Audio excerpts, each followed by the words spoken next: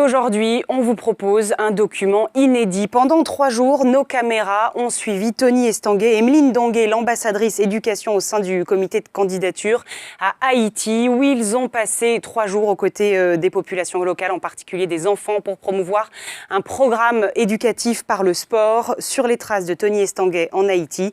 Un document exceptionnel, donc Kevin Morand avec Antoine Arlot. Surnommée parfois la perle des Antilles,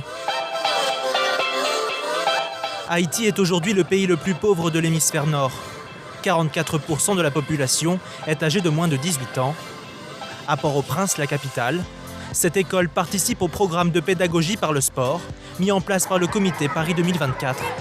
Le coprésident Tony Estanguet et l'ambassadrice éducation Emeline Dongué viennent ici rencontrer les enfants qui en bénéficient, et leur premier contact est tactile. Les cheveux lisses des deux Français intriguent les jeunes Haïtiens. Avec l'appui du comité olympique local, Paris 2024 veut mobiliser les jeunes autour du sport, des valeurs de l'olympisme.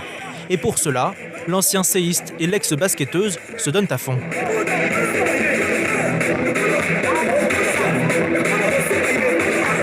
Ce programme doit montrer que la candidature parisienne ne repose pas que sur du lobbying institutionnel, mais aussi sur une campagne de terrain.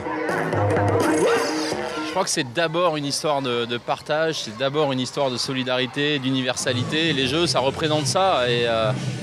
Et l'accès au sport, quelle que soit son origine, quelles que soient ses conditions de vie, je crois que ça devrait être un droit fondamental. On sent que ces jeunes, ils n'ont qu'une envie, c'est de faire du sport, c'est de se bouger. On va dans la rue, c'est quand même pas simple les conditions de vie ici. Dans cette école, les enfants sont déjà bien sensibilisés à la pratique du sport. Tu peux pratiquer la basket, oui. Le basket, oui. J'aime quand on joue au basket, c'est très important. Il faut avoir beaucoup de technique. Il faut essayer de bloquer le mec qui est en train pour ne pas shooter. C'est pourquoi dans mon équipe, je suis shooter. C'est bien le football qui reste le sport le plus populaire en Haïti. Pendant ces 3 jours sur place, Tony Estanguet met de côté le costume qu'on lui connaît. Plus à l'aise sur l'eau que sur un terrain où l'herbe se fait rare, le Béarnais se prête au jeu.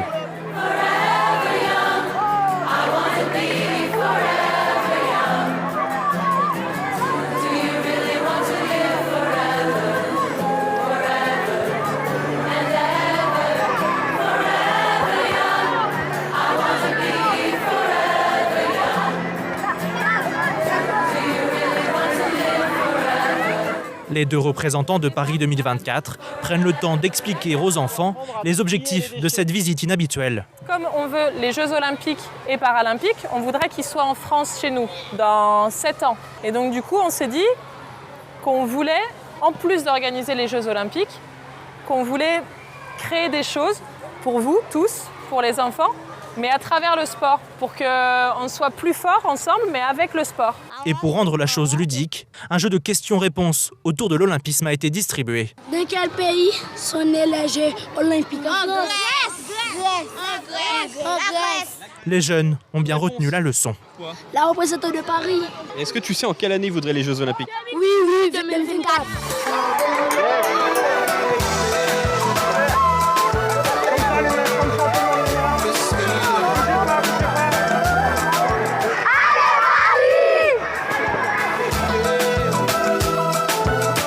La journée continue, direction Croix-des-Prés. Un terrain synthétique moderne dénote au milieu de l'un des quartiers les plus défavorisés du pays. Construit il y a 3 ans entre une église et le centre de la Croix-Rouge, les habitants doivent payer environ 25 centimes d'euros pour y accéder. Beaucoup ne peuvent pas se l'offrir.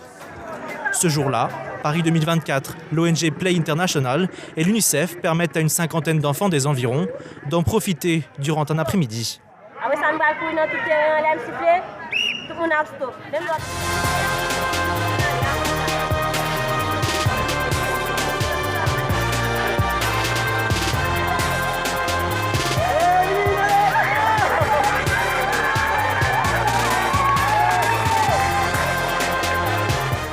Un temps dédié à la pratique du sport, mais aussi à la discussion, le thème des échanges, le choléra et l'importance de l'hygiène.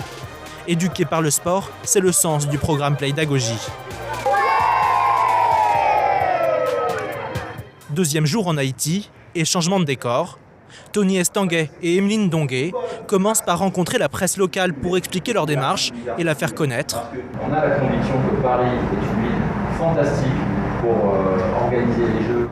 Ils passent la matinée au centre sport pour l'espoir, offert par le CIO après le tremblement de terre de 2010 et inauguré en 2014.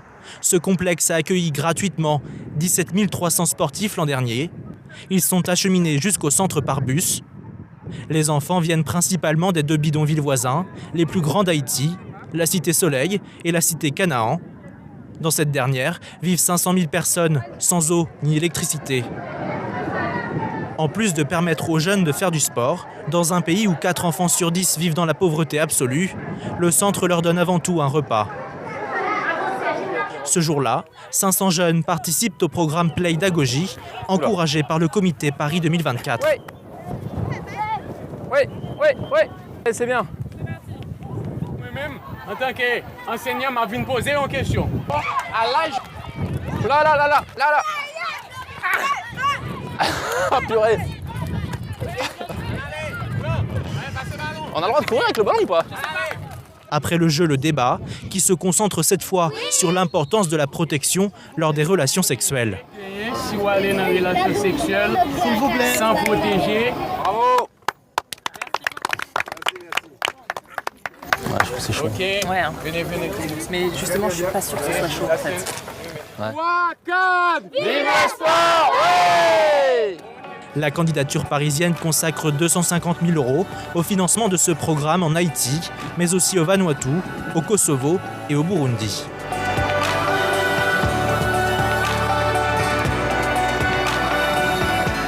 La suite du programme, une réception organisée à la résidence de l'ambassadeur de France. Ces premiers échanges, ces premières séances de sport avec eux, c'était génial parce qu'on sent tout de suite que ça répond à une demande. On sent que ça aide ici les éducateurs, ça aide ces enfants qui aiment le sport et qui, grâce au sport, peuvent retrouver un peu de confiance en eux, peuvent retrouver le sourire, peuvent retrouver l'envie finalement de réussir. On a parlé de respect, on a parlé d'amitié, on a parlé d'excellence, les valeurs olympiques. Et grâce au sport, on peut faire passer des messages qui sont forts. Et puis, il faut gagner. Et pour gagner, il faut mobiliser largement le réseau. Ça passe par les ambassades, ça passe par des partenaires, ça passe par le fait de rencontrer nos amis du comité olympique haïtien et leur montrer que notre candidature, c'est pas juste une promesse. Ce sont des faits, des actes, des programmes qui vont pouvoir être utiles pour leur développement aussi. Sur les hauteurs de la capitale, Madame l'ambassadeur a convié des responsables politiques et sportifs haïtiens. Pendant ces 3 jours, Tony Estanguet et Emeline Dongué ont assuré la promotion de la candidature parisienne. 5 membres du CIO représentent les Caraïbes et participeront au vote le 13 septembre. Pour le coprésident du comité Paris 2024, le chemin vers Lima passait donc par Port-au-Prince. Et nous a rejoint